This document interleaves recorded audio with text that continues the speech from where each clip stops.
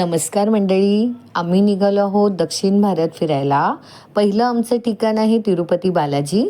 पण तिरुपती बालाजीला जवळजवळ 5 तास आम्ही उशिरा पोचलो, कारण ट्रेनच उशिरा होती.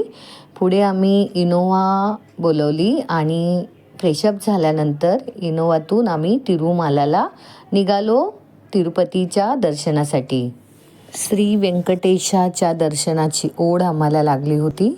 आजपर्यंत तिरुमालाबद्दल खूप ऐकलं होतं. आज प्रत्यक्षात आम्ही तिथे जाऊन बालाजीचं दर्शन घेणार होतो. दर्शनाचा पास असल्यामुळे आम्हाला जास्त काळजी नव्हती की उशिरा पोचल्यामुळे आम्हाला आता किती वेळ लागतोय वगैरे. पण आमचं दर्शन खूप छान झालं. अवघ्या 3 तासाच्या आतमध्ये आमचं बालाजीचं दर्शन झालं. बालाजी दर्शनाने अक्षरशः डोळ्याचे पारणे फिटले. डोळ्यातून घळाघळा पाणी वाहू लागलं. आपण कुठे आलो आहे, कुणाच्या सानिध्यात आलो आहे याची जाणीव होऊ लागली आणि एक वेगळी पॉझिटिव्ह एनर्जी घेऊन आम्ही देवळाच्या बाहेर आलो.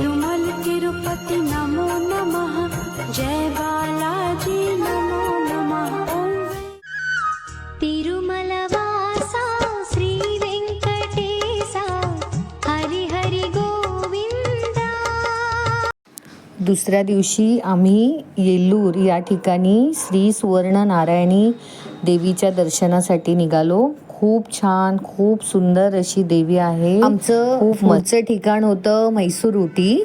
तिरुपतीवरून रात्री 9:20ची ट्रेन पकडून आम्ही म्हैसूर जंक्शनला सकाळी 7 वाजता उतरलो. आम्हाला परवडेल अशा दरामध्ये आम्ही इर्टिका बुक केली म्हैसूर जंक्शन रेल्वे स्टेशनच्या बाहेरूनच.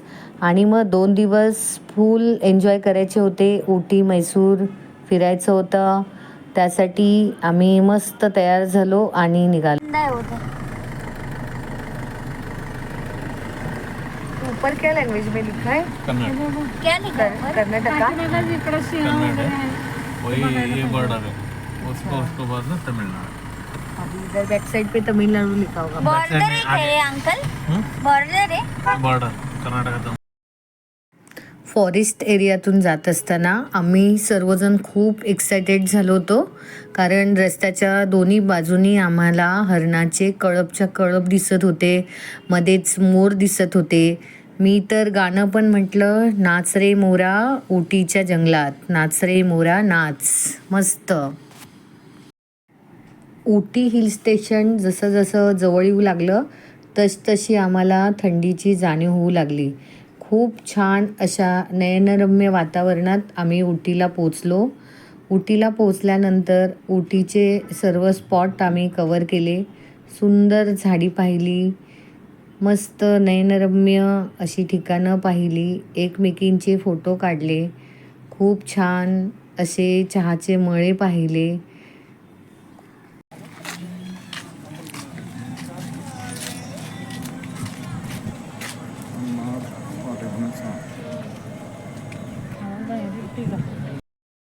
दुसऱ्या दिवशी आम्ही म्हैसूरमधली चामुंडेश्वरी देवीच्या दर्शनासाठी निघालो.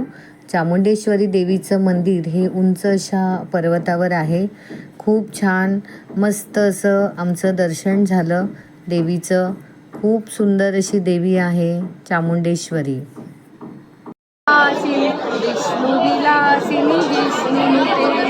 भगवती हे सिद्धी कंठ कुटुंबी गौरी कुटुंबिनी गौरी. जय जय हे महिषासुरमर्दिनी रम्य कपर्दिनी शैलसुते.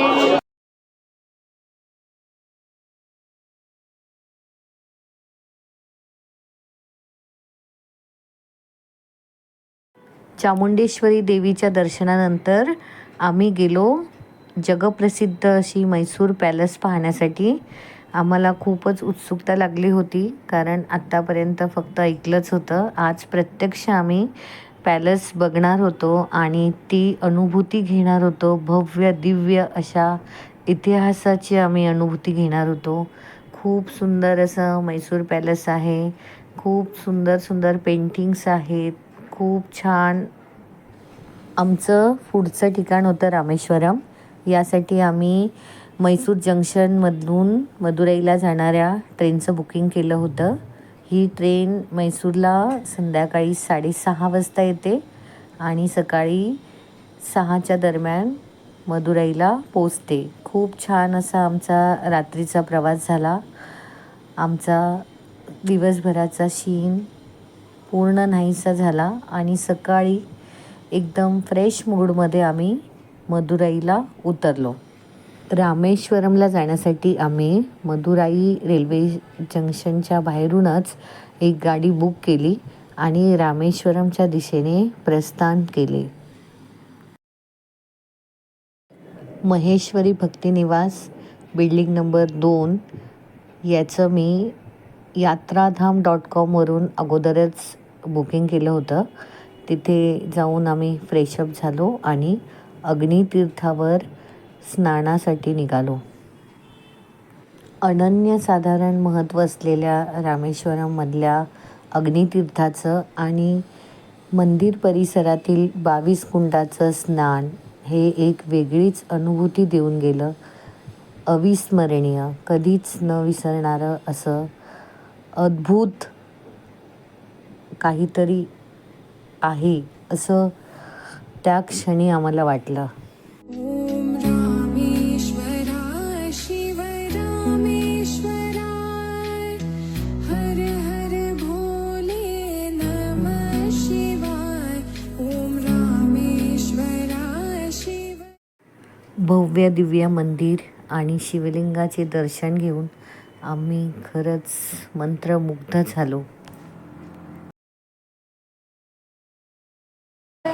चंद्रमौळी चिदंबरा कोटी कोटी प्रणाम शंभो कोटी नमन दिगंबरा निर्विकारोंकार अविनाशी तुम्ही देवादिदेव जगत सर्जक प्रलय करता शिवम सत्यम सुंदरा जगतपति अनुरक्ति भक्ति सदैव तेरे चरण हो क्षमा हो अपराध सारे जय जयति जगदीश्वरा जन्म जीवन जगत का.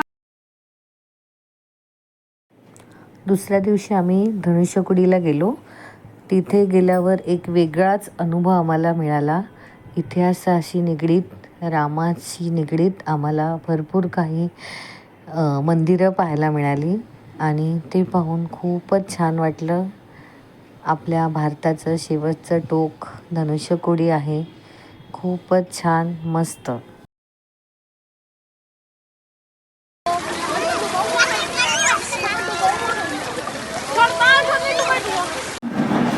रामेश्वरमच्या अविस्मरणीय आम्ही मदुराईला पोचलो. कारण मदुराईमधून आमची त्रिवेंद्रमला जाणारी ट्रेन होती. त्रिवेंद्रममध्ये आम्ही आमच्या नातेवाईकांच्या घरी थांबलो होतो. तेथूनच आम्ही एक टॅक्सी बुक करून केरला दर्शनासाठी निघालो. केरलामध्ये आम्ही मोजकेच पॉईंट पाहिले कारण आम्हाला पुन्हा जगप्रसिद्ध असलेल्या पद्मनाभ स्वामी मंदिराच्या दर्शनासाठी यायचं होतं. कारण ते मंदिर 7:30 वाजताच बंद होतं अशी आम्हाला आमच्या ड्रायव्हरने माहिती दिली होती. त्या दरम्यान आम्ही एन्जॉय केलं केरलाचं बॅकवॉटर, निसर्ग, समुद्रकिनारे. खूपच सुंदर, खूपच छान. तसंच पद्मनाभ स्वामी टेम्पल एक अविस्मरणीय असं मंदिर आहे. एक अद्भुत, तिथल्या स्वामींच्या दर्शनाची एक वेगळीच विलक्षण महत्त्व त्याला आहे. ते दर्शन घेऊन आम्ही पुन्हा दुसऱ्या दिवशी गरीब रथ या ट्रेननी मुंबईकडे प्रस्थान केलं. आम्ही स्वतः प्लॅन केलेली अशी आमची ट्रीप आम्ही खूप एन्जॉय केली. खूप छान, एकही विघ्न आलं नाही यासाठी आम्ही सर्व देवतांचे आभार मानतो. धन्यवाद.